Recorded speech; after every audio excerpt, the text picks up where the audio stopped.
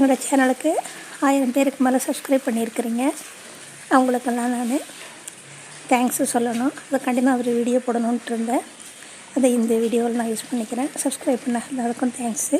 Subscribe பண்ண அத்தனை பேரும் பார்த்தீங்கன்னா எனக்கு 4000 வாட்ச் ஹவர்ஸ் கண்டிப்பாக வரும். எனக்கு 4000 வாட்ச் ஹவர்ஸ் வந்தால் தான் மானிட்டைஸ் ஆகும்.